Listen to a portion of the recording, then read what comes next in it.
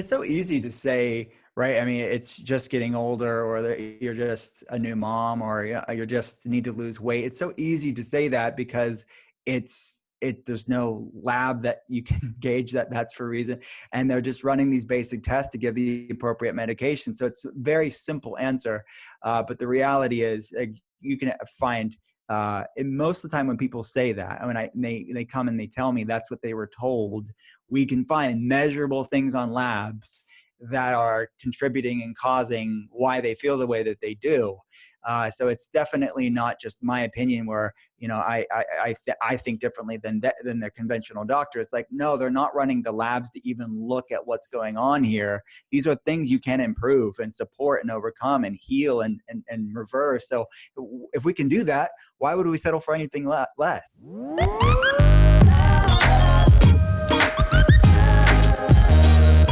Welcome to the Fundamental Health Podcast. I'm your host, Dr. Paul Saladino. This podcast is the result of my relentless search to understand and correct the roots of chronic disease and illness. In this podcast, I will share with you everything I have learned about how to live the most healthy and radical life possible. Thanks for joining me on this journey. What is up, you guys? What is up? Happy holidays to you all. However you are celebrating, I hope that you are with friends and family somewhere warm and cozy, or sunny and cozy, and enjoying this family time at the end of the year as we celebrate what was a pretty awesome 2019. I hope you all had a good one too. So as you guys all know, next year I've got my book coming out, The Carnivore Code. You can go to thecarnivorecodebook.com to pre-order, and it is going to be rad. It is done now, you guys, and I can't wait to share it all with you next year. You can also check out my website, which is carnivoremd.com, where you can sign up for my newsletter. And I have an exciting announcement. I now have a t-shirt, and you know what it says on the front? It says Stay Radical, and it says some cool stuff on the back, but I'm going to leave that as a surprise for you guys to go check it out. So if you are interested in the t-shirt, you can find a link to that on my website, which is carnivoremd.com. I'm going to post about it on my social media. You can find a link to the t-shirt through the link tree on my Instagram and other places. It's a fun t-shirt, you guys. If you want to support me and share the Stay Radical message, please do that. This week on the podcast, I have my good buddy, Dr. Will Cole, who is a very well-known gentleman for good reason in the functional medicine health space. He's a really great guy with some very forward-thinking ideas and is very able to articulate his views of inflammation and the roots of chronic disease in his books, which include Ketotarian, which is about plant-based ketogenic diets. We talk about that, pros and cons, during the podcast today. And his more recent book, which is called The Inflammation Spectrum. Most of what we talked about today were kind of the roots of inflammation. This was a fun conversation. He and I had some back and forth. Certainly, we had some differences in opinion on things, and it was great to be able to sort of share point and counterpoint about all of that respectfully, as is always, I think, good for the community and medicine and you all in general. So I think you guys will really enjoy this podcast with Dr. Will Cole. I had an amazing time at White Oak Cello, which I talked to you guys about last week. White Oak Pastures, these are my people, you guys. www.whiteoakpastures.com. And there's a special landing page for listeners of this podcast. That landing page is now info.whiteoakpastures.com/carnivoremd, but we're going to make it easier for you guys. And hopefully this week, maybe even when this podcast comes out, it will just be White Oak Carnivore MD will be the website. That'll be a landing page for me, for you guys, where you can find specials on things from White Oak Pastures. If you don't know about White Oak Pastures, really special group of people in Bluffton, Georgia, doing regenerative agriculture, rotational grazing, proper use of the land, and putting back into the land all of the compost from the entire farm, making the grass as green as anything I have seen on this amazing planet, meaning that the animals there are getting the cleanest grass, the best water, because it's all from an aquifer and wells on the property, and they are getting the most nutritious food from the very organic soil.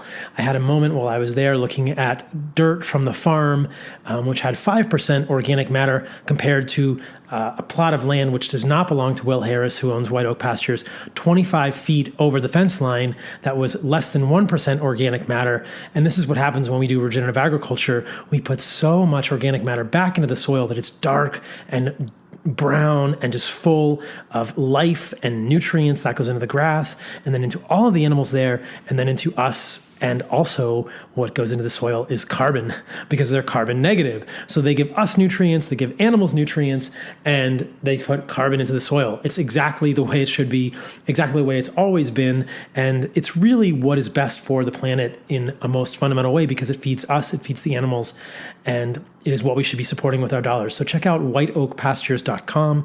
You can use the code CarnivoreMD for 10% off your first order, or Carnivore15 on any of the items that are on special every week, which you will find on the Fundamental Health landing page, info.whiteoakpastures.com/CarnivoreMD, soon to be White Oak Carnivore MD, I believe. And I think you guys will appreciate everything they are doing. And I hope you will all come to the next White Oak Cella, which is going to be in May of 2020. I can't wait to tell you more about it soon, you guys. I'm also super excited to share with you always my people at Ancestral Supplements. This is ancestralsupplements.com. They are an amazing group of men and women in Texas who are creating grass-fed, grass-finished bone marrow organ supplements from New Zealand cows. And they are doing this in capsules so that it's much easier for all of us to eat these organs, which may be hard for us to travel with, hard for us to obtain in certain places, or maybe we just don't like organs, but we understand that eating nose to tail is super important, no matter we're carnivore, carnivore-ish, or keto, or we just are sort of full omnivore, but want to include organs in our diet. This will certainly improve our overall health quality. And if we are not able to eat the organs or don't want to, or need the convenience, or want to supplement with organs that we can't get, like brain or thymus or pancreas, this is the way to do it. These guys are definitely making the best stuff out there and doing it from the best place that I know of. They are very good people and only want for all of us to be healthier and more full of life on a daily basis. So check them out. They have a couple of new supplements you should see. They've got an eye supplement, which is coming out, which is really cool, as well as fat. So they made tallow in pills, which will help with fat absorption of the fat-soluble nutrients. So a lot of times we know that our ancestors have prized fat, and now you can get the fat, the tallow in a pill through Ancestral Supplements. And they also have an eye one coming out, which is really something I'm excited about too. So check them out, www.ancestralsupplements.com. You can use the code SALADINOMD, I believe, at their Shopify site for 10% off your order. Let them know I sent you, and let me know how you like their stuff. And they are putting back in what the modern world has left out. I am so excited to be promoting both Ancestral Supplements and White Oak Pastures. These are some of the best people I know, and they are helping us lead better lives, you guys. All right, on to the podcast. My friends, listen afterward for what is going on with me. I appreciate you all. Dr. Will Cole, welcome to the podcast, my friend. It's good to have you on. Yeah, thanks for having me. I'm excited. I know. We were just kind of doing the East Coast camaraderie before we jumped on the podcast. A lot of viewers may know that I grew up in Virginia as an East Coaster, and I'm now in the West, and you're holding it down in Pittsburgh, my man. Yeah. It sounded like you guys have a farm or some land. Like, tell me about this. Like, what is it like? Tell me about your life out there, because I think this will be a good segue to everything else we're going to talk about. Yeah. So I was mentioning to you that my wife's from LA. So we lived out there, went to school out there, and we were at this point, 11, or actually it's been 13 years at this point, but where it was, okay, do we raise our kids? We had our baby boy was 2 years old at that point, and we were pregnant with our daughter, and we're like, do we want to live in LA? Or I was raised in Pittsburgh, the farm country outside of Pittsburgh. Do we want to go back there? And there was a lot of sort of signs pointing to the fact that we could have land and have a simpler life. And my wife was also a missionary in Uganda, in the jungles of Africa, Central Africa. So we settled somewhere between LA and the jungles of Africa, Western Pennsylvania. It's where we get the simple life, but we still have all the amazing aspects of the United States too. So we live not on a farm, but we live in farm country. We live in sort of a home on land, cow fields all around us, woods, like forests right in our backyard. So it's really enjoyable. for me as a dad to see my kids being able to run around and do that. And it's really enjoyable for my wife, who grew up in LA, to see the childhood that she dreamed of as a kid, like adventure and exploring. And we get to have that here in Pennsylvania. I think it's so important for all of us as children to have adventures. And though we can have adventures in urban spaces, I think that adventures in the natural world are pretty unique. I mean, I grew up in the suburbs, but in the suburbs of Virginia, there's still woods. And I got to play in creeks and fall in them and get a tick every once in a while and freak my parents out and, be in the woods and just kind of run around like a wild child. And that was a big part of growing up for me, even if it's a little microcosm of wilderness. And it sounds like your kids get to do the same. Totally. Yeah. I'm the same way. I grew up in rural areas or suburban areas, depending on the age of my childhood. And it was a fun existence. You definitely can have it in urban areas too. But it's funny that kids in urban areas, I hear this from my wife and her siblings, they imagined, running through the woods and living in cowboy times or prairie times. And I kind of had that weird prairie existence living in the 80s and 90s in Pennsylvania. Yeah. Yeah. That's awesome. That's awesome. And I think that if you were, maybe you've done this, but if you were to check the gut microbiota of your children, I bet they would be pretty diverse. Yeah, I have actually. My son, not my daughter, but they have a good bacterial diversity of their microbiome for sure, playing out in the dirt, and definitely their microbiome is thanking me, I'm sure. I think that that's what we all need, is just to be in the dirt, to be in the wilderness, and probably to, not take a whole lot of antibiotics, and we'll get this diverse microbiome. So exactly. I did a little bit in the intro about you, but for people that may not know you, you've written 2 awesome books, Ketotarian, which we'll talk about a little bit, and then this newer one called The Inflammation Spectrum. And so tell us a little bit about Ketotarian, because I am similarly interested in ketogenic diets. I've recently done a couple of debates with Chris Masterjohn about the pros and cons of ketogenic diets. Why don't we just start with, what do you feel like the utility is for a ketogenic diet from your perspective as a functional medicine provider?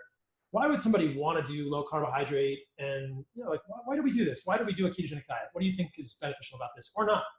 Yeah.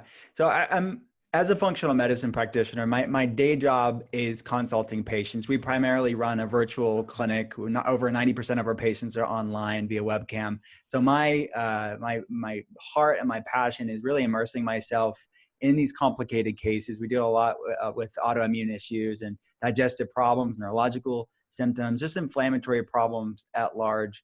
And the ketogenic diet, when done appropriately for the individual, can be a great tool to move the needle in a powerful way. Where most of our patients that come into the clinic online, they're already very well read. They're doing way more than most Americans are as far as their health and wellness, because they've had to be their own health advocate in many ways. So we are used to kind of beyond the basic stuff, and tools like the ketogenic diet and fasting can be powerful tools that I love. I get geeked out about the mechanisms and the science around its ability to act, the ketone beta hydroxybutyrate, to act as an epigenetic modulator, basically doing cool things for our biochemistry. And one of the main things that I'm excited about is its ability to lower inflammation levels, because a lot of my patients, if not all of them, are struggling with various amounts of inflammation in different forms. So its ability to lower these RP3 inflammasomes and upregulate these pro-antioxidant pathways like the AMPK and the NRF2 pathway. Really cool stuff for people that are struggling. So the reason why I wrote Ketotarian is it was born out of my own personal health journey, wellness journey, and being a mostly plant-based eater for my childhood, like mid to late teens and mid to late 20s. And that sort of natural evolution to a ketotarian way of eating, which is a mostly plant-centric ketogenic diet. And I talk about grass-fed beef in there. I talk about the pescatarian approach in there. It's definitely not entirely vegan, but it is this sort of nutrient-dense, clean keto way of eating that I wanted to really bring, I think, a lot of the ketogenic community to this different way to do the ketogenic diet, and the plant-based community to bring them a different tool to use. Because most people are just living on carbs, and they're really just carbitarians, depending on various forms of sugar or things that turn into sugar, like carbohydrates, for fuel. So let's do this in a cleaner way to tap into the benefits of ketosis, to gain some metabolic flexibility, because these people are largely just depending on kindling on the fire of sugar for fuel their whole life. So that's where ketotarian came out of, my own personal journey, clinical experience on the different benefits of ketosis. Yeah, and I really appreciate that perspective, because I think that no matter what diet we do, whether it's mostly plant-based or paleo or carnivore, I think that like in all of these versions, vegan, carnivore, there are like dirty versions, and everybody's going to have their metric or their interpretation of what dirty keto is or dirty carnivore is. And but I think that the conversations around how do we refine these and how do we make these diets cleaner or more optimal are quite useful. My perspective on dirty keto is when people end up using a lot of nut flours and a lot of sugar alcohols and a lot of kind of processed keto foods. And I like that in ketotarian, it's kind of like a whole foods, mostly plant-based ketogenic diet, which is certainly going to be an improvement from that. Is that kind of how you feel like it's an improvement? Like what is, or what do you think about dirty keto, and how does that kind of move the needle in a positive way? Yeah, I think that's definitely an aspect of what makes something a dirty keto. And the other aspect of it is I think people going for anything as long as it's high fat, low carb. Like if they're having any old dairy or any old meat because it's fitting the macronutrient construct of high fat, low carb, of course it's better than the standard American diet. There's no doubt about it. You're off of the garbage and the junk food, but just because something's better doesn't necessarily mean it's optimal for long-term health. And I want someone to lean into optimal, whatever that looks like for them. And it's going to be various forms for different people. And that's the part of functional medicine. It's bio-individuality.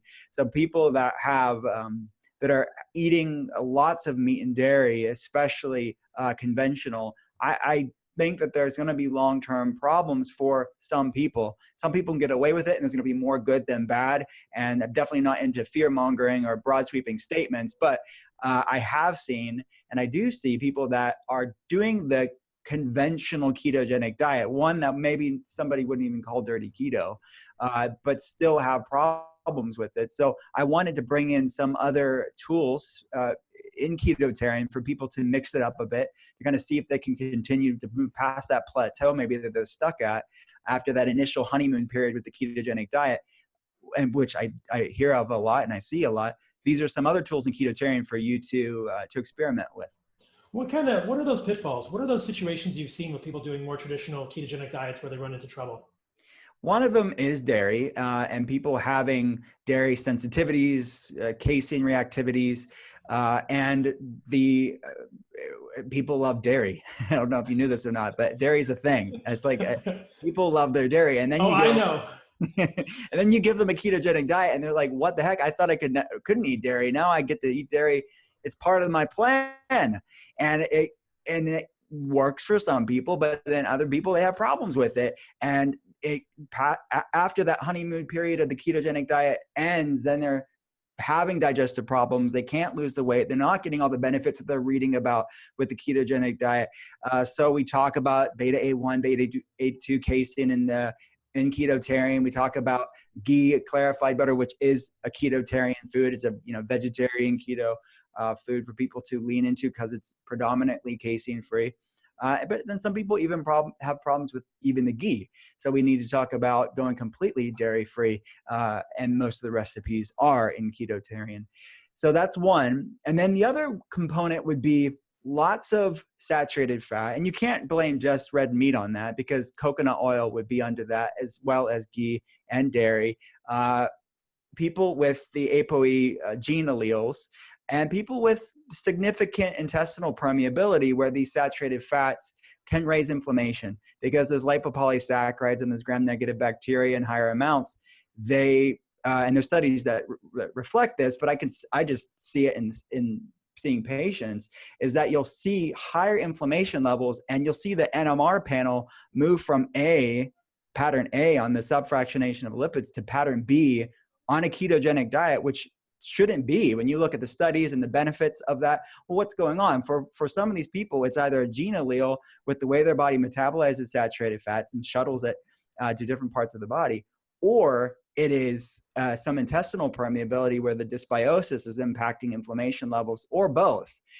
So those are some tweaks that people need to consider. And that doesn't mean, abandon the ketogenic diet because it's not working for you. Well, maybe it's not working for you in the way that you're doing it. Maybe you need to adjust it to still tap into the benefits of metabolic flexibility and not abandon it entirely. So those are some things that I talk about in Ketotarian that I see consulting patients. That's awesome. I love it. So I've talked about dairy a lot in my work too. People always ask me this on a carnivore diet. They say, what about dairy? And my response is, hey, look, I've tried 3 times personally to incorporate dairy back into my life. And every single time I get immunologic reactions. I had eczema that was really bad. And I've tried multiple times to do organic, raw, A2 dairy from exclusively goats. Like I am like walking out to the field, not literally, but basically metaphorically, I am milking the goat myself. I am getting the best milk that I can imagine, A2 or, like raw goat's milk, and I still get reactivity. So I do think that the A1 versus A2 isoform of casein is a good thing for people to know about. And we can just break that down briefly in case people don't know. But there are milk proteins, casein and whey are the major ones, and there are 2 variants, A1 and A2 of casein. And the A1 variant of casein is in most cows in the United States. There's a few Guernsey and Jersey cows that might be labeled as A2, but most cows in the United States are A1 milk. And it breaks down into beta-casomorphin 7, as you said. And there's multiple studies that kind of suggest, I think most of them are epidemiology, as we have to rely on in this case, but there are associations between increased consumption of BCM7, beta-casomorphin 7, and increased autoimmune disease. So that's kind of concerning, Is A1 milk causing type 1 diabetes or some of these other things? Potentially. We need to be aware of it. Mm-hmm. And so, so I thought, well, maybe I could do A2, right? And that didn't even work for me. And what I've noticed with milk, as you suggest, is that dairy is delicious. And people like dairy. And so people want to eat cheese, they want to drink milk, and they want milk in their coffee. And I kind of caution them gently and say, hey, look, I just don't think that dairy is great for most people. And if you're stumbling, you're not getting weight loss, you're getting reactions, your eczema or psoriasis isn't going away on a carnivore diet, then it's probably worth cutting out all dairy, even A2 dairy.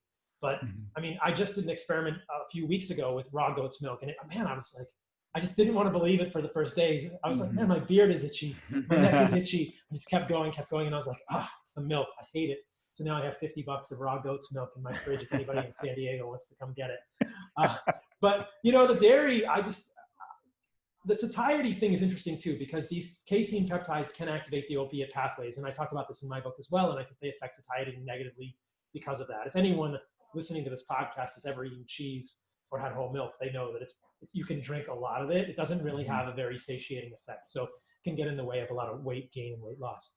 And then what you also said there about ApoE4, I want to touch on that too, because I'll offer maybe some counterpoints there that are interesting for people. The saturated fat thing is quite interesting as well. I totally agree with you about saturated fat and dysbiosis. I talked with Tommy Wood about this on a previous podcast. My impression is that most of the problem with saturated fat is in people who have underlying dysbiosis. I think there's pretty good evidence that for whatever reason, these saturated fats, these molecules of fat without double bonds, without unsaturations between the carbons, do create lipid rafts in a more avid way in the gut and can shuttle endotoxin, which is lipopolysaccharide from gram-negative organisms.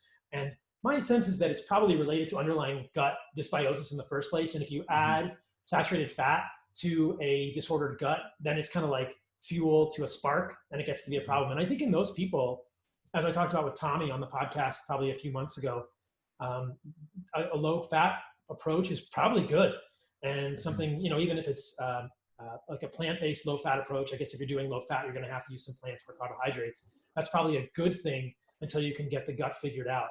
I haven't seen any convincing evidence that saturated fat in and of itself is dangerous for humans. And this is one of the things that I like to try and just dig into with people and really clarify, because so many people hear saturated fat is bad, but really saturated fat is just a molecule that's in our bodies. We need it, we make it, and it has to be in every membrane in our body. But I think that for some people, if they have underlying gut inflammation, that it can be a bad addition, and that could be an issue. A lot of the studies done with saturated fat and endotoxinemia or postprandial endotoxemia have to do with dairy. And so I wonder about certain types of saturated fat being more capable or having an increased proclivity to form these lipid rafts and getting stuff across. The ApoE4 thing is really fascinating. And this is one of the ones that I think is, we might differ a little bit in our opinion. So I'm not convinced that people who have ApoE4 polymorphisms need to avoid saturated fat. As far as when I dug into the research, everything I could see was just kind of epidemiology and associations and some really interesting studies. I did a whole podcast on ApoE4 with Tommy as well. And we talked about the Bolivian Simene, and then there's some Yoruba in Peru, I believe, some indigenous people that have like almost exclusively ApoE4 polymorphism of this apolipoprotein, and it appears to be protective for them in terms of cognitive decline and even for inflammation. And the other thing that's fascinating to me about ApoE4 is that's our genetic history. ApoE3 didn't show up until like 200,000 years ago. So for the majority of human evolution, we all had ApoE4. And we may get into, the anthropologists may differ. I certainly believe that humans have been eating animal meat with saturated fat throughout our entire evolution. And I make sort of the case in the book that it was the eating of meat that caused our brains to grow rapidly 2 million years ago. And so I think there's at least a pretty reasonable case to be made that humans have been eating meat with an ApoE4 allele for the majority of our evolution, because ApoE3 didn't show up until really recently.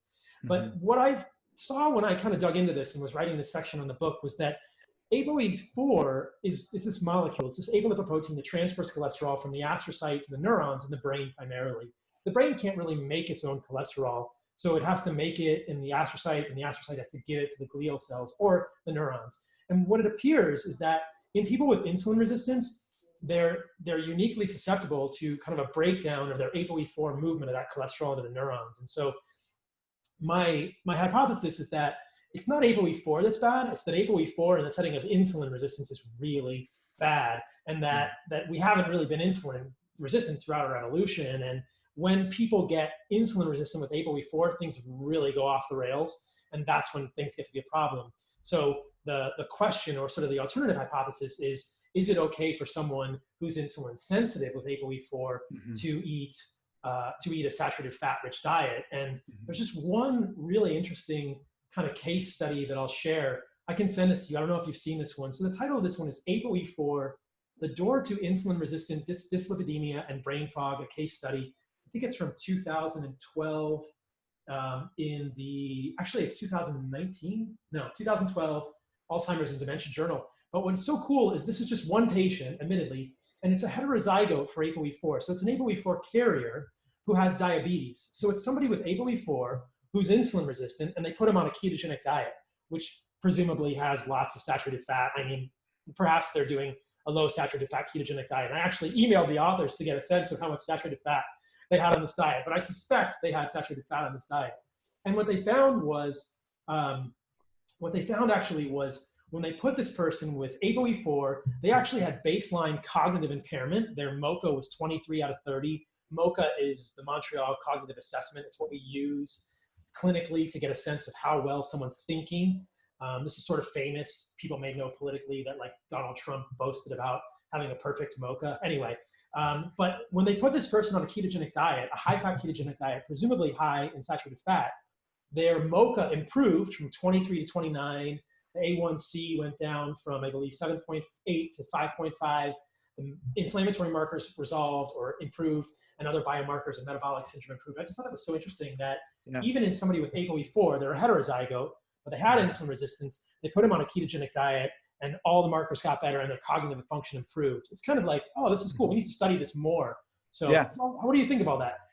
No, I mean, I was, as you were talking, I was thinking of different cases where I have seen ApoE4/4 or 3/4 where people are having higher saturated fats. And again, we know, hopefully people know this, that red meat is not just saturated fat. It's right. You don't want to oversimplify that. I think coconut oil can be more problematic for these people, more than red meat. But you can run their markers. You look at their inflammation markers, you look at their NMR panel, and they look brilliant, even though they're having high saturated fat. So I don't want to be overly reductionist and say, well, it's just that. I think it is a confluence of genetics and epigenetics, a sort of perfect storm of factors, with insulin resistance definitely being at the top of the list of being the sort of combination where the gut's probably another driver of that too. So it's really hard for me as a clinician to see, well, is it just that? And it normally is a perfect storm and not just the magic bullet where it's that one gene. And I almost can in many ways compare that ApoE gene allele to things like MTHFR. You can have a homozygous MTHFR, the C677T location one is, and they don't have a homocysteine. They don't have any things that MTHFR is associated with. So we are more than our genetics. And it's definitely not enough to say, well, you have that, that's for sure going to happen and you're predestined to have this problem. But I do think it's a confluence of factors, with the ApoE being one combination with the insulin resistance, the gut issues, that could be a problem.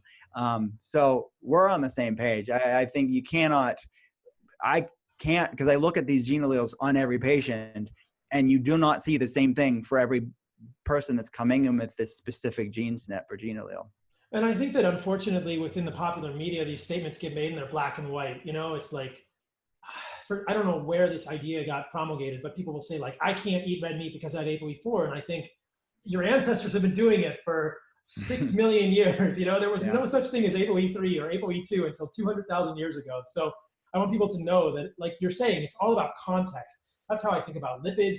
That's how I think about ApoE4. That's how I think about FTO, which is another one that we can talk about. I think that what's so fascinating to me is that probably one of my favorite studies from the book that I'm writing is one that shows that 87.8% of people in the US have metabolic dysfunction. And you think, wow, if we're all swimming in dirty water, no wonder all the studies look, and everyone has insulin resistance, no wonder the studies look bad. But for those of us that don't have insulin resistance, a lot of this stuff may not play out in the same way. And I want people to know that they can choose foods from a variety of sources that may be more nutrient dense. The fear mongering around red meat is like, whoa, whoa, whoa. The same thing with FTO.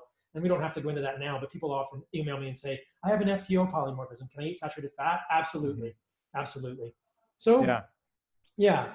The other thing, and then the newer book you have, and we're kind of hinting at this too, and I love that there's a segue between ketosis and inflammation, is the inflammation spectrum. And so I heard you talking about this on a couple of podcasts, and I was like, wow, this is so true. Like, we think so similarly about this. So tell me about your conceptualization of the inflammation spectrum, and let's talk to people about how inflammation is multifaceted and sort of is demonstrable in so many different aspects of our bodily existence. Yeah. So it's something that was also born out of my clinical experience of seeing patients, and how we know, obviously, as clinicians, that inflammation is this commonality between just about every health problem we face as a world today. And it's easy for people, like the layperson, to think, okay, they know inflammation is not good. They think of it as maybe musculoskeletal issues, maybe migraines, aches and pains, but it is it's more far-reaching than just that. And it is a sort of nebulous term, but it is a product of the immune system, inflammation.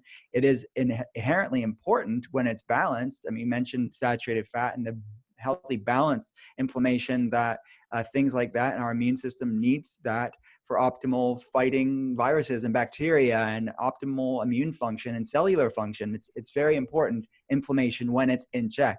But chronic inflammation is when it's thrown out of balance. And chronic inflammation is that what's associated with all these different health problems, from autoimmune conditions, which is a lot of my patient base, people with digestive problems, metabolic issues like we've been talking about, diabetes, heart disease, cancer, all chronic inflammatory, to something that I've been talking a lot about in talking about this book is the cytokine model of cognitive function, and basically looking at cytokines, pro-inflammatory cells, and how they're impacting mental health and how our brain works, and the connection between anxiety and depression and fatigue and these neuroinflammatory components there, as well as neuroinflammatory autoimmune problems too, which like things like MS. So it is near and dear to my heart. These are the people that I spend my life with, consulting and trying to get them better. And it exists on a spectrum from mild symptoms, low grade fatigue, maybe background anxiety, digestive symptoms like bloating on one end of the inflammation spectrum, all the way to the other end, which is the ICD-10, like diagnosable autoimmune condition or metabolic issue or mental health problem, and then everything in between. So the goal, hopefully it reaches its goal. Why I wrote the inflammation spectrum was just to raise people's awareness to the fact that, okay, we're going through, if you look at these statistics, like you said, most of the human race are going through these problems. Most of the people that are are listening to this right now, if they're not going through it, they know someone, they love somebody that is going through these inflammatory health problems. So it is, it's important for people to know, because you have to know what you're up against to do something about it, and what your work is and what my work is. It's just, we wield so much agency over our wellness in so many ways. So let's start doing things that brings down that inflammation, modulates it, calms it, so we can start allowing our body to repair itself and to recover and to live the life we're created to live. I couldn't agree more, man. That's so well said. I really think that this is the model that needs to be taught in medical schools, and maybe you and I will be teaching in medical schools eventually. And because, you know, I did my residency in psychiatry, so the cognitive stuff is super near and dear to my heart. I practice much more broadly these days, but you know, there was never a mention of the cytokine model of depression or the cytokine model of anxiety, schizophrenia, or bipolar. And I went to the University of Washington, which is no slouch in terms of, you know, psychiatry residencies. And there was never anybody talking about this. And so I discovered it. Oh, I didn't discover it, but I was like doing research and I was like, wow, this is really cool. Neuroinflammation. Look at all these cytokines. Look at this IL-6 elevated in the CSF of suicide attempters. Look at this study that really shows that other inflammatory markers, TNF-alpha, are elevated in people with depression, and it correlates with the severity of the illness. And none of the people that I worked with there were aware of this or talked about it. But I think that you're so on point here, and I agree with you completely that inflammation is at the root of almost everything. You know, we have to be careful of hyperbole in medicine, but in order to just really distill it for people, I've said this before, like inflammation is the root of the problem. And you know, maybe we can talk to people about what inflammation is. We touched on it briefly, but in medical school, I never had a course where they were like, this is inflammation, right? Nobody ever said that. And I did a lecture when I was in residency. I stood in front of a room of 30 doctors and 30 medical students and a bunch of other people. And I said, what is inflammation? And really nobody could answer me. And a few people offered some things and they were like, oh, it's like an angry mob on the street. And I thought, yeah, that's a good start. That was one of the attending physicians, but the medical students didn't have that answer on the tip of their tongue as to what inflammation was. And I think that's one of the reasons that Western medicine is not doing as well as we'd like it to for patients. And I love how with this model, you sort of show how it can transcend organ systems and it moves throughout the body. And we can have inflammation, which can be anxiety, depression, irritability, GI distress, acne, you know, rheumatoid arthritis, gut problems, rashes. I think this is where Western medicine needs to go in terms of the way we think about this. And I like the term inflammologist. I think that we are all inflammologists. I think you and I should start a board certification in inflammology. What do you think? I'm up for it. Let's do it. We'll be the first 2 board certified inflammologists in the country. I think we'd have a few. It'll catch on. It'll catch on. Yeah.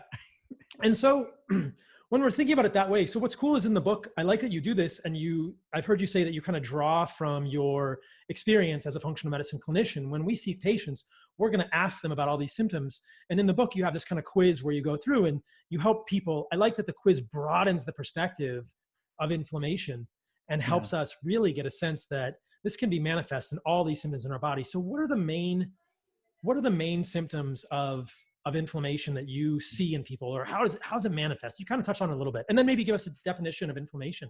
Yeah, sure. So the way I define inflammation, it's a product of our immune system. So it is, again, not inherently bad. It's just subject to the Goldilocks principle, just like so much of everything else in our body. Our gut microbiome, bacteria, yeast, it's not inherently bad. We don't want overgrowths of yeast and bacteria. Hormones, we don't want excess of hormones. We don't want a deficiency of hormones. And same with inflammation. We just want it in check and to work when we need it to work, but calm down when we need it to calm down. The problem is many people, their inflammation's too high for too long, burning low grade in perpetuity. And that is what's associated with all these health issues that we're talking about. And when you talk about cellular inflammation, the impact that has on cell membrane and the mitochondria and the systemic cascade that can cause throughout the body is what research is really looking at a lot of these chronic inflammatory health problems. So the quiz that you're referencing in the inflammation spectrum is adapted from questions that I ask patients. It's adapted from functional medicine perspectives on health. So it is just, I made it a little bit more user-friendly for the reader to kind of go through it. So there's the way that I saw it in the book and the way that I envisioned it was 7 main sections on the inflammation spectrum. So we talk about brain, we talk about the gut and the connection of the two. We talk about the brain hormonal axis, the endocrine system. We talk about blood sugar regulatory system, detoxification. We talk about autoimmunity as separate. And that was an intentional decision that I made when writing the book, because I wanted to differentiate inflammation from autoimmunity. You can have inflammation but not have autoimmunity, but every autoimmunity is inflammatory. Exactly. So, and then the 8th section, which is kind of what we just touched upon, the interconnectedness of the body, is inflammation in one area can beget inflammation in other areas, or polyinflammation, as I referred to it in the book.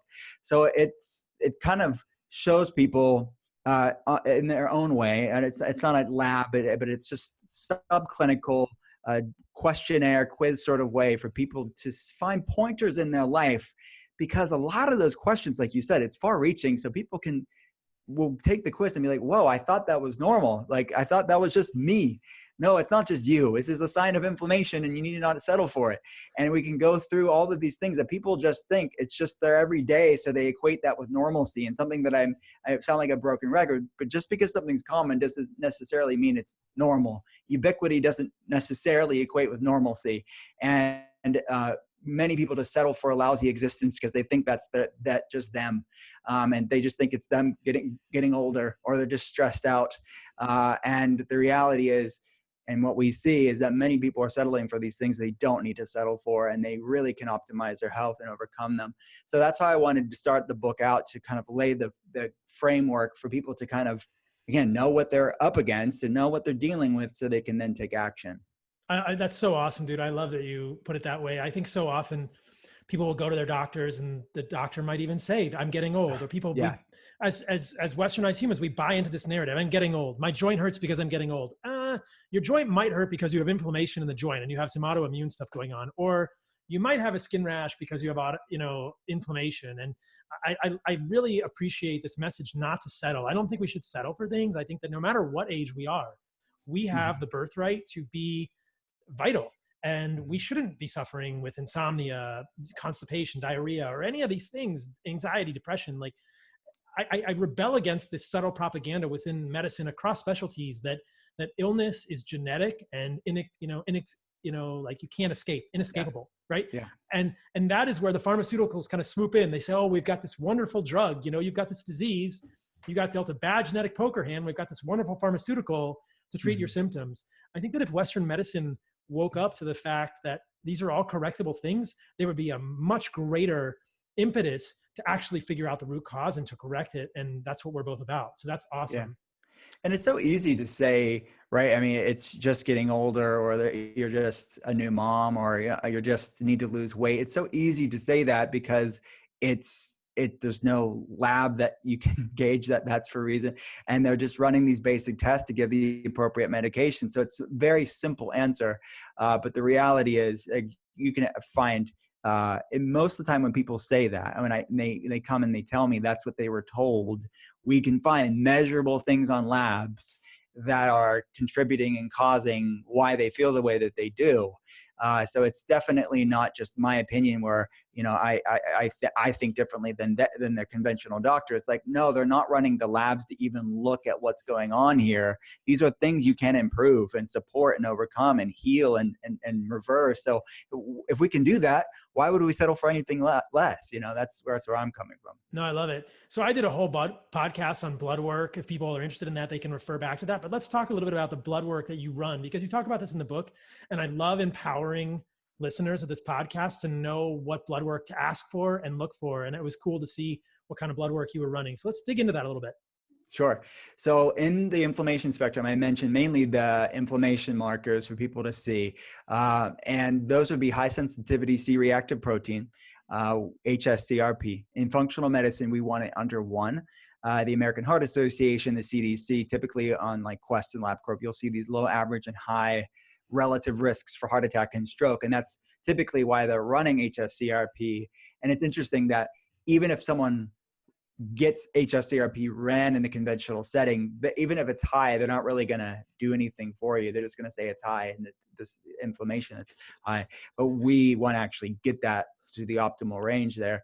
Homocysteine is another one. Going back to HSCRP, you mentioned interleukin-6 with people with suicide. It's also HSCRP can be a surrogate for interleukin-6 too. Homocysteine in functional medicine, we want homocysteine to be under 7. Above 7, studies have shown it acts as a neurotoxin and can drive neuroinflammation. It's associated with increased blood-brain barrier permeability. What they commonly, the lay term is leaky brain syndrome, or increased blood-brain barrier permeability, which is associated with this neuroinflammation that researchers are looking at.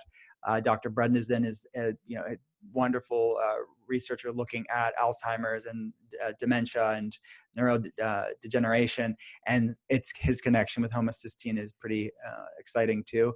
And those are 2 basic tests that people can run. They don't need a functional medicine doctor necessarily to run those, even though we do run them for people.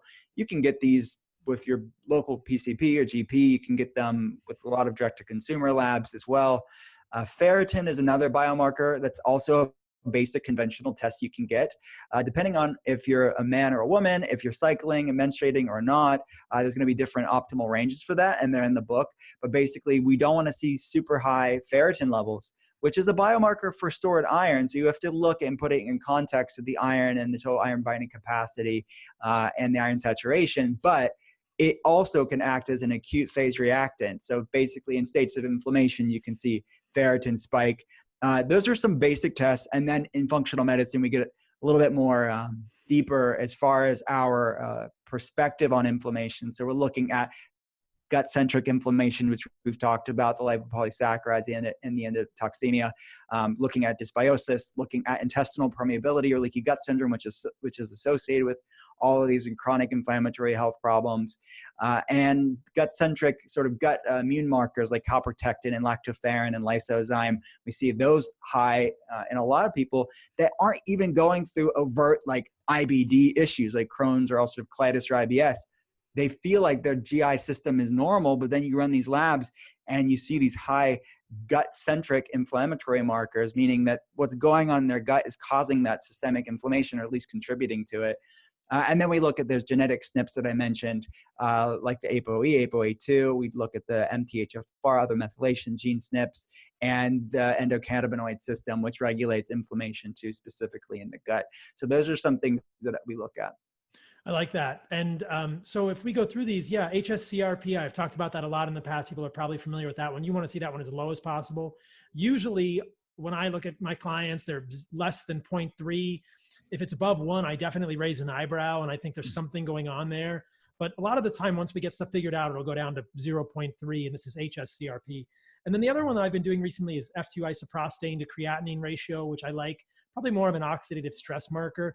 I might add 8-hydroxy-2-deoxyguanosine or lipid peroxides for oxidative stress. I like to kind of divide it into oxidative stress markers like those, and then inflammatory markers, quote unquote. Obviously, there's no real delineation there, but some of them are immunologic and some of them are oxidative. And then I like what you were saying about ferritin. It's interesting. I actually donated blood yesterday because my ferritin was kind of creeping up. It was probably around 270. And so when people are interpreting ferritin, as you're suggesting, we need to think about it in context. If the HSCRP is normal, is like 0.3, and your ferritin is high, you may have excess iron, and that can be oxidative stress as well. And then I usually see that in the F2 isoprostane. So I'll see someone, I had a client the other day with a ferritin in the 400s. He doesn't have hemochromatosis, but he has the H63D polymorphism. And on a carnivore diet, we're getting lots of iron. So I was like, hey man, you better go donate blood. I don't see it as a contraindication. I just think we need to look at it carefully. Yeah. And the ferritin can be misleading. If someone does have inflammation, you can't say anything about their iron store with the ferritin. You have to look at the other metrics, serum iron, TIBC, et cetera, et cetera. But the ferritin, I think, is something for people to keep an eye on. If they're eating a lot of red meat, it's not a contraindication to it. It just means some of us are from a genetic stock of people who absorb iron more avidly. Yeah. What do you think of for ferritin as your cutoff if somebody doesn't have inflammation? The upper limit is typically around 250. So anything above 250, we have to ask questions. So like you said, I'm not alarmist where he's like, stop all red meat, and you have inflammation. You want to put it in context. Look at the labs around it. We put all the blood tests on a spreadsheet and keep it super geeky and making sure we can understand where this is coming from, and then retest after a little time. You don't want to make huge decisions all the time Exactly. on one snapshot in time on a Monday morning at 7 a.m. when you went and got the lab, but start seeing if it's a trend. Was it just a random thing? Are we seeing consistently this is a problem? And then we can make action steps accordingly. I've also used fasting insulin as kind of an inflammatory marker. If Yeah, that bumps, good one. you know, if somebody's eating a low carbohydrate diet and their fasting insulin is above 5 or 6, I'm like, that's not right. You know, something else going on here. Yeah. Obviously it's contextual. And if somebody's eating a lot of carbohydrates, that could just be insulin resistance with a high fasting insulin. But I think those are some good ones. But it's such a geeky, fun rabbit hole to think like, how do I know if I have inflammation, right? Yeah. Because people probably know what their symptoms, but when they come to see you or me, it's interesting to have a metric to show them on paper and be like, this is what we're tracking. Let's follow it. And I love that you mentioned the gut ones. There's things like the GI map. We can look at calprotectin. We can look at some of this stuff. Interestingly, there are some people I see who do GI maps and other gut tests who don't have elevated calprotectin, but clearly have stuff going on in their gut. Totally. So I see that a lot. One of the things that I've struggled with, and maybe I'd be curious to get your take on this, is we don't really have a great test for leaky gut. I think like so many of these things, there's a clear indication if somebody has gut issues, they probably have leaky gut, but it doesn't seem like we have a great test for leaky gut. You know, stool zonulin seems inaccurate, serum zonulin kind of non-specific. There's lactulose mannitol, not that good. Maybe PEG 400. What do you think about this? I mean, I think that it would be valuable to show people, hey, you have leaky gut and I don't have a great test for it that I'm aware of. Yeah, you're definitely hitting the nail on the head. There are definitely cases where clinically they're going to have some intestinal permeability. They have wild out of control inflammation. We can measure that on blood tests. They have obvious GI symptoms as well. And then the labs come back completely fine as far as looking at intestinal integrity or permeability. That is true. There's no perfect test for that. The best test that I have, and I'm sure, I mean, you have as well, or looking at the mucosal lining of the gut, kind of understanding that intestinal barrier, that first line of defense, as far as that's concerned, and then comparing that, or in addition to running lipopolysaccharide antibodies and occludin and zonulin antibodies. So you kind of look at those and look at those different snapshots, and those labs are probably taken on different days. So that's kind of a good thing too, to kind of catch the immune system on a different day. And, I think those are the best we have at this point in science, but what we're talking about is really just the cutting edge of how these things are impacting the body. But it is a learning tool for many people. It helps them to see on a lab, this is what's going on here. But the cool thing about what we do is that you don't want to be overly myopic on one thing. And I say, well, yes, it looks like you have intestinal permeability. It's not showing here you have going on, but what we do know is you have all these other things going on. So I'm never hanging my hat on one thing anyway. So they can have a leaky gut syndrome or can't have it. Like maybe they have it, maybe they don't. We don't always see that on a lab, but we do see there's never a lack of things to deal with, I guess is what I'm trying to say. Yeah. So we can kind of focus on the things they can see measurably on a lab to then lean into. It's like a constellation. The picture starts to come together. Exactly. It definitely does. So in the book, one of the other things you mentioned that I really like is that there's no neutral food.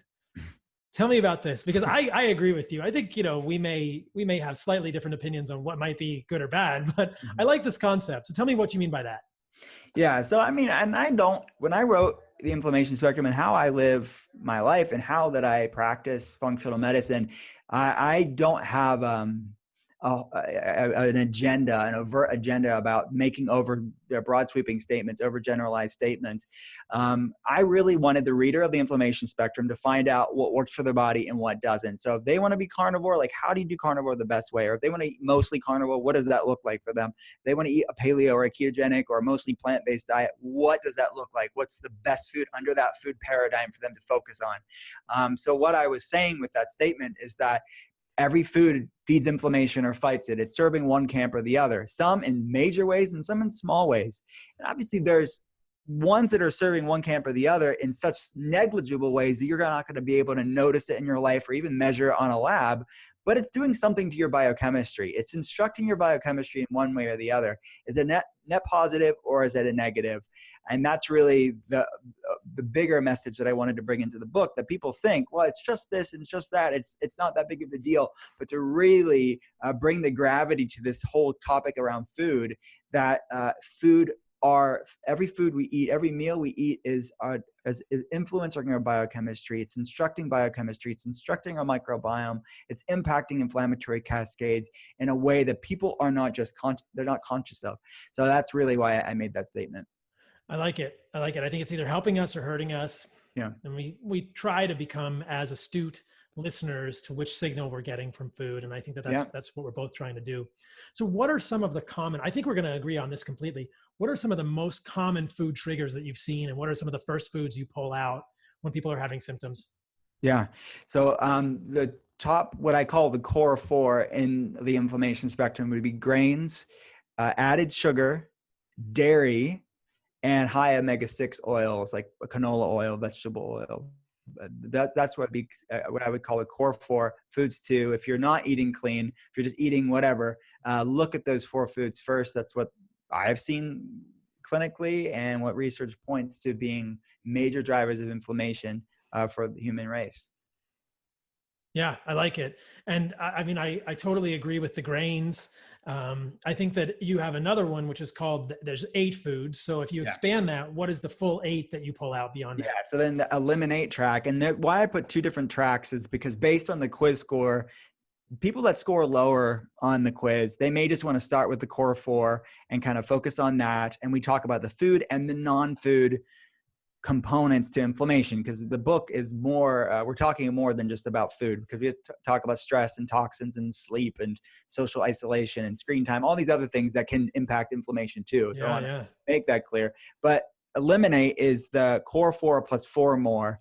And that includes the nightshades, that's like tomatoes, peppers, eggplants, goji berries, white potatoes, then nuts and seeds, legumes, and eggs. And I love most of those foods on the 8.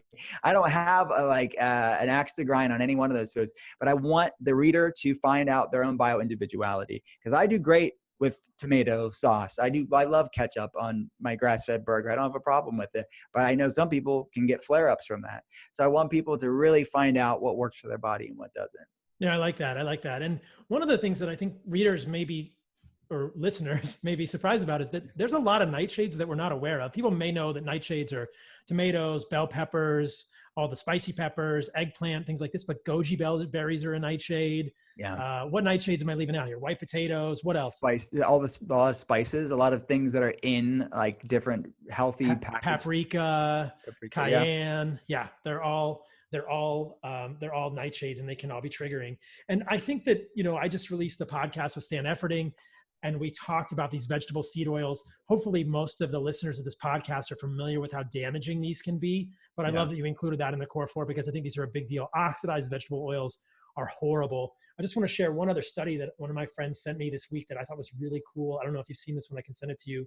So the title of the study is "The Type of Dietary Fat Modulates Intestinal Tight Junction Integrity, Gut Permeability, and Hepatic Toll-like Receptor Expression in a Mouse Model of Alcoholic Liver Disease." That's a mouthful, but basically this is a mouse model of leaky gut.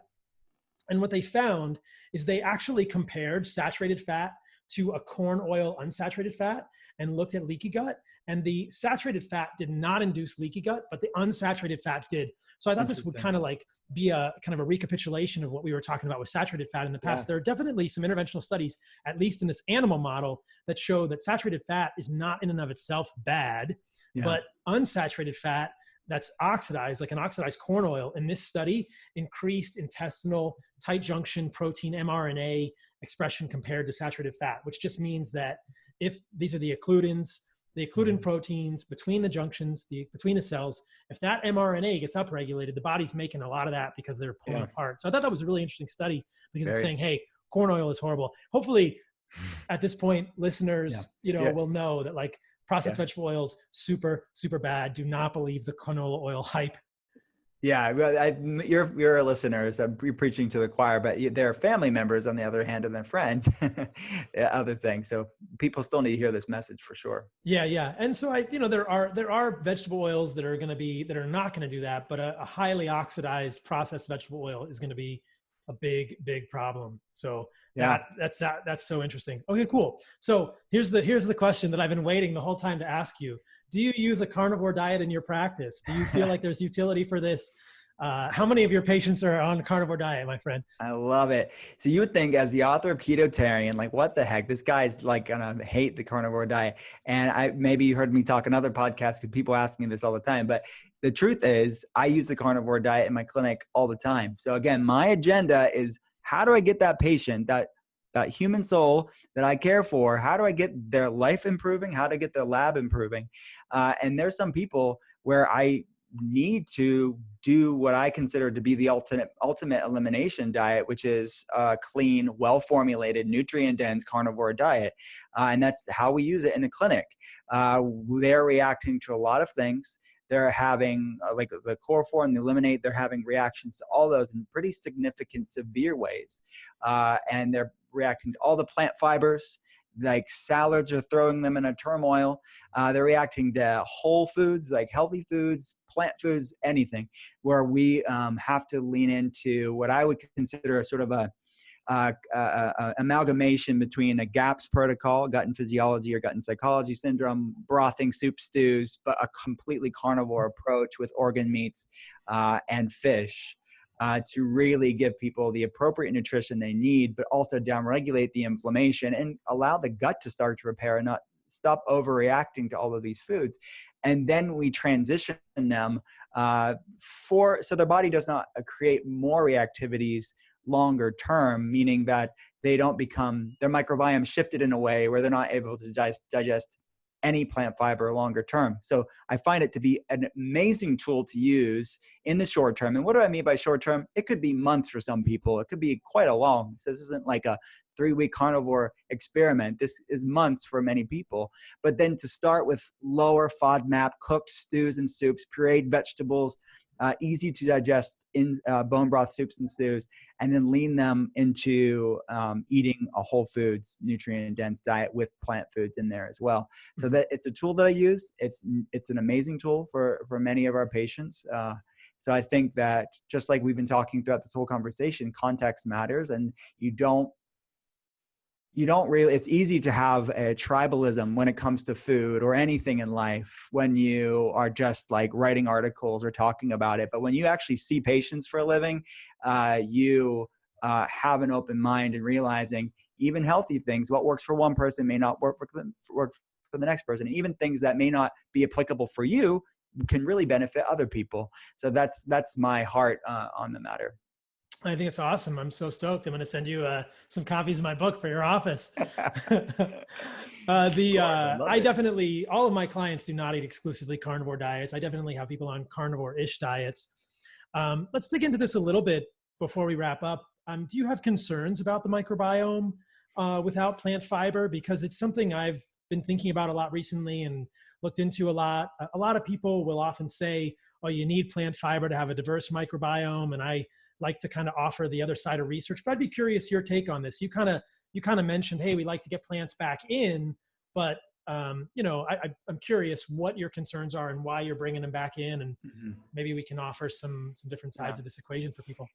Yeah, I think that I don't want to be hyperbolic about it, because I think that for many people, they're eating, again, a well-formulated, the way that you advocate the carnivore diet, if they are doing that and they're getting way more good things than bad things, meaning that they're in a better state, that it's better for them to not to do any reintroduction of vegetables at that point.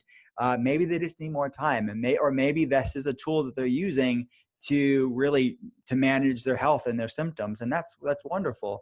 But for some people, they do want to have more variety. They do enjoy vegetables. They want to have that part of their life, and we want to find a way to lean into it. And it's not enough, in my opinion, when someone's doing a carnivore diet or any type of elimination diet for any period of time, to then bring in a food you hadn't had in a while overnight. And then if your body, if you get bloated and you get symptoms from it, and then you think that you're having a reaction to that food, well, is it a reaction to the food, or is the microbiome hasn't digested that food in weeks or months? And you have to lean back into it to kind of have some communication with your microbiome to say, we need to start making the proper microbes and the enzymes to start breaking down these foods again. So that's what I would recommend. And that's why we lean people back into these foods, starting off with the the cooked pureed foods in soups and stews, lower FODMAP, easier to digest basically these sugars and fibers, and then moving from there.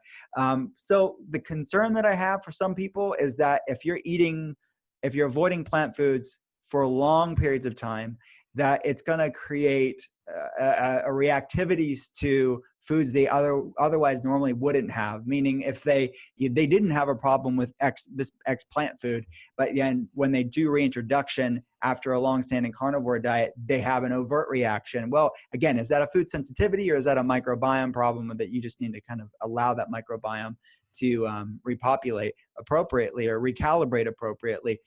That's not an irreversible thing. You can get the proper infrastructure as far as microbiome and enzymatic function to be able to digest that. It's going to take some time, but a lot of times people are overwhelmed with what that means, and when they bring it back in, they just feel like they've created more of a restrictive diet.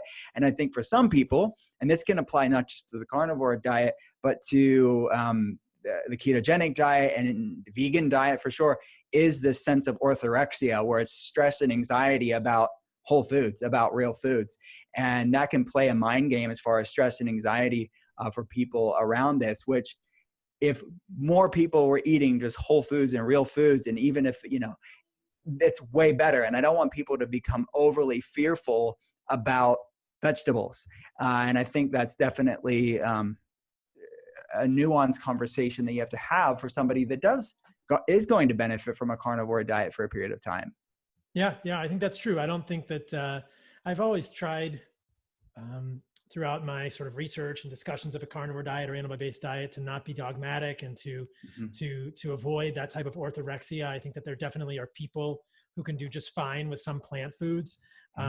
And the reintroduction, when people get a reaction, is quite interesting, because a lot of times when people eliminate plant foods, they will also get, sort of GI symptoms as the gut microbiota shifts. Yeah. So I think that as we bring it back, we can get changes in the gut microbiota. But it's striking for me as a clinician to hear that some people will reintroduce foods sometimes, and they get like these systemic, almost what sound like inflammatory symptoms. They get like depression, and you're thinking, wow, that's striking. You reintroduced potato or sweet potato, and you felt depressed. Like, we don't really know what's going on there. And I think that that's definitely something that we're still trying to understand. Is it your body reacting to the food or adjusting to the food, or is that food actually just triggering the autoimmune reaction? Yeah. But I think one of the, well, I think if it persists, I think that you have to kind of lean to that. Yeah, that it is contributing to the problem, because normally if it's a transition thing, it's going to pass, it's not going to persist. Yeah. And I think that one of the cool things for me about a carnivore diet is that within functional medicine, a lot of the teaching is that plant foods are just amazing, and I like to kind of just bring the competing idea that for some people, plant foods can be triggering. And, we talked about that, whether it's dairy or grains or legumes or nuts, or I think for some people, broccoli can even be triggering, that's just, so people are always like, eat the rainbow in functional medicine. And I think, well, I'm just not convinced that plant foods are all benign, but I appreciate the kind of measured approach there. And the the core 4 and eliminate, all those foods I mentioned are all plant foods. So definitely, there's no denying the science around it. It's no denying the different proteins that can be reactive for certain people. Well, all, I guess, other than dairy and eggs, but dairy and eggs, most of them are plant foods. Yeah, but I've definitely seen people have reactions to dairy, as we talked about earlier in the podcast, and also to eggs. I'm still trying to discover or, really understand how much of it's yolk versus white. I definitely agree with you that it's mostly the albumin and egg white. Yeah. That yolk is less reactive, but I think some people can have reactions to eggs. And as I've heard you talk about in another podcast, a lot of eggs are fed, a lot of chickens that make the eggs are fed junky things, which maybe some of that protein, the corn or the soy, is getting into the egg. I've seen that where people have like the pasture raised eggs, they don't have a reaction to it, but then they have the vegetarian fed eggs and they have a problem with it. Yeah, that's interesting. Yeah, when I'm eating eggs, I try and get pasture raised, corn and soy free. Really, I should just be getting like wild duck eggs, but I don't always have access. So if people are listening and they have issues with eggs, that could be one of the nuances there. So that's awesome. Yeah. Cool. So I love it. The carnivore diet making an appearance in ketotarian headquarters. We should do the carnivore plus ketotarian, like love fest tour around the country. That's amazing. Let's do it, dude. Well, the inflammology tour for sure. That's right. So I got one more question for you, because I've been getting a lot of questions about this and I want to hear what your perspective on it is. And this is not really related to the diet stuff. But, I don't know if like there's been I think that Peter D'Adamo recently republished a version of his blood type diet stuff. And a lot of people have been asking me, what do you think about blood type and diet? And I'll offer my opinion, but I'm just curious, what do you think about this? Because it's a relevant question. A lot of my listeners are asking it, and maybe we can both just weigh in on it.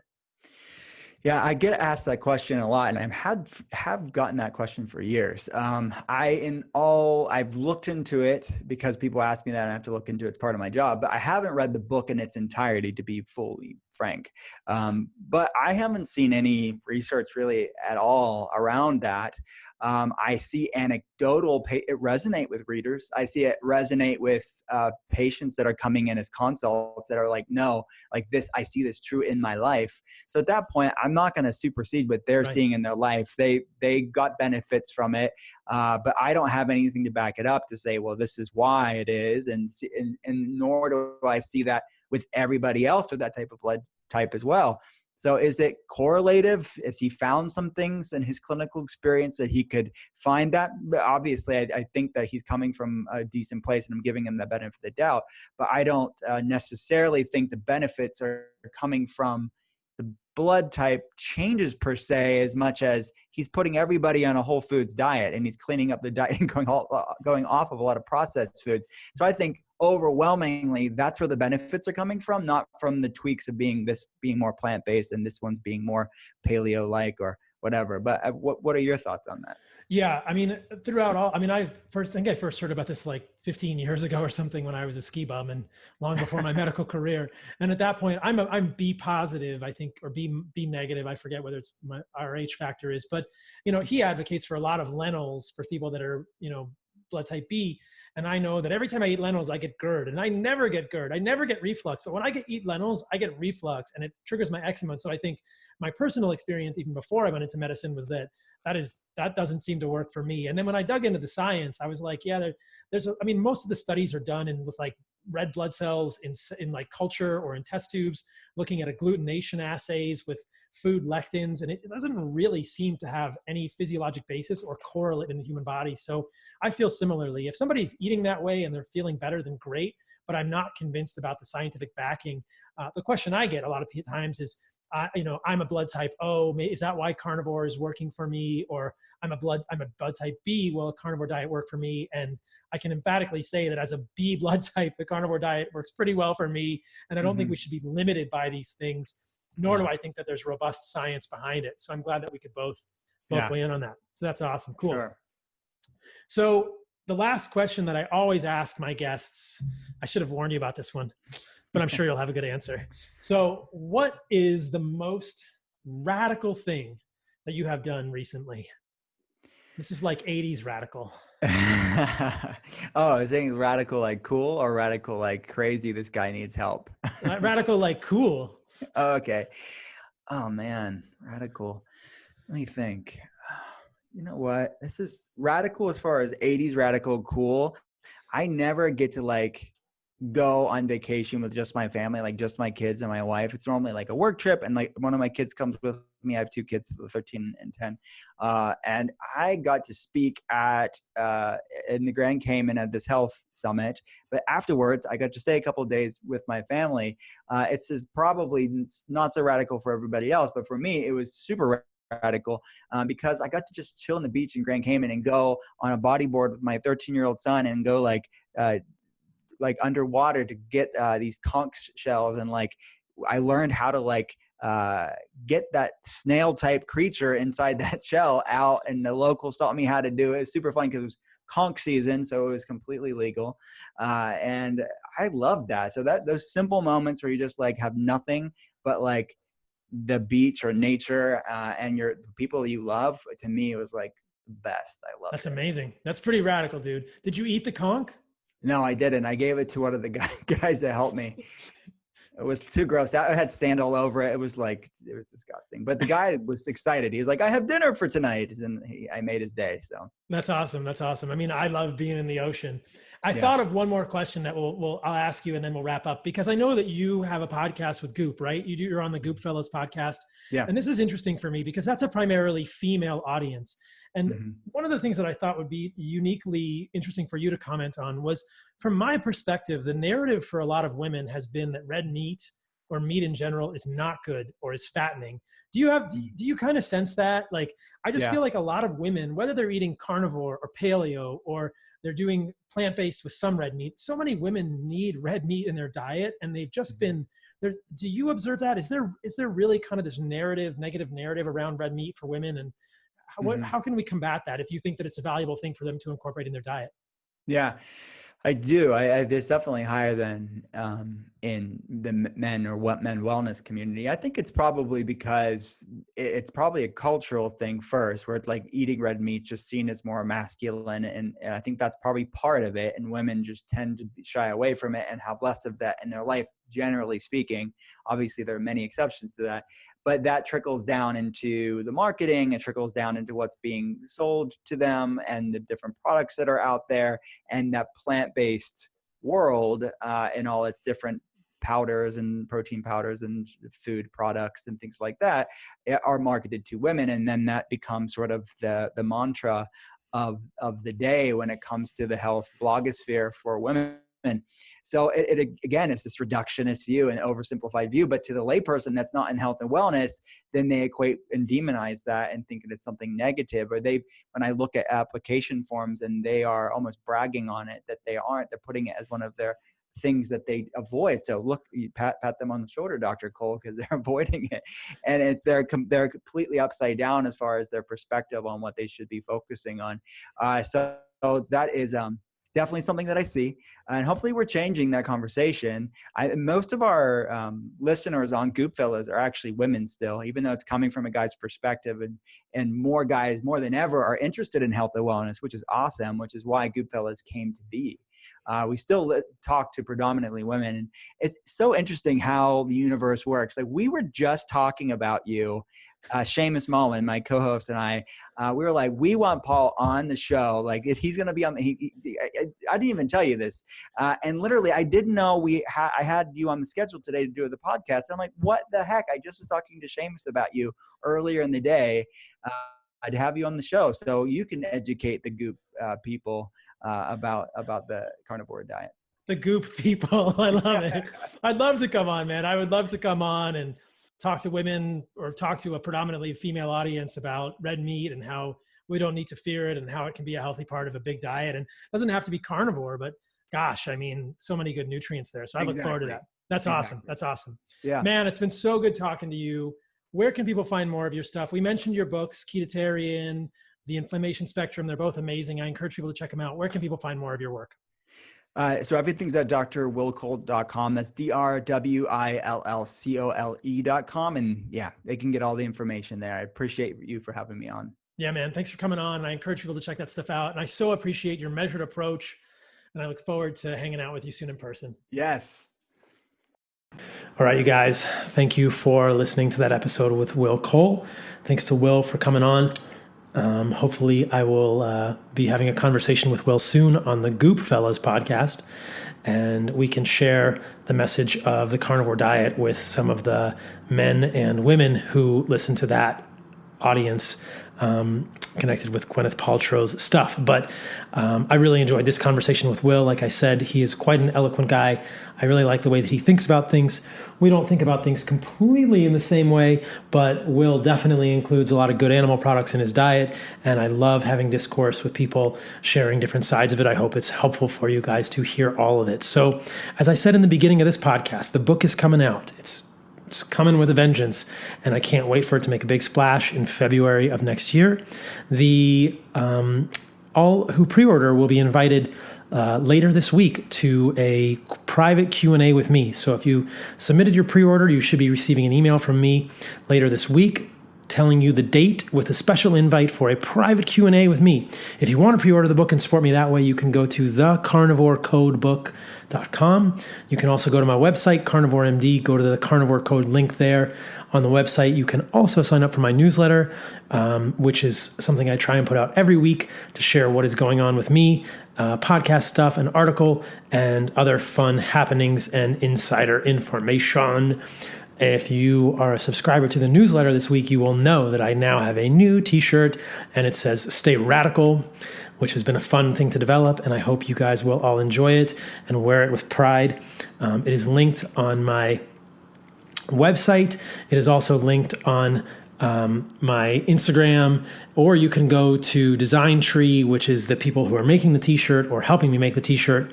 It's dsgntree.com, and I believe it is going to be linked under Carnivore MD or Stay Radical, which is the slogan on the shirt. So check out my t-shirt. I'm going to be talking about that more soon. The book, all these other great things. Hope you guys are having an awesome holiday. I am hanging out in San Diego for the holiday. I'm going to be surfing and working on more projects to connect you all with great resources and exciting things for next year. Many cool things are in the works.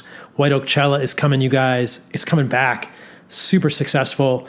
It's going to be May of 2020, so get ready for the event of the year at White Oak Pastures. So please check out whiteoakpastures.com. Check out the landing page there, which will soon be White Oak Carnivore MD, I believe. And right now it is info.whiteoakpastures.com/carnivore MD. Ancestral Supplements is ancestralsupplements.com. Love and appreciate you all. Happy holidays to you all. If you're celebrating Christmas, Merry Christmas. Happy Hanukkah. Merry Kwanzaa. I don't even know all of them. Anything that happens at the end of this year as we're celebrating, I love this time of year because everybody comes together and gets to value their families. So I hope you guys are all doing that. And I look forward to talking with you in the new year. Actually, there'll be one more podcast this year, and then we'll do the new year. So keep killing it all, you guys. Keep staying radical. Keep letting me know what's good, what's bad, how to get better. I love and appreciate you all. Take care.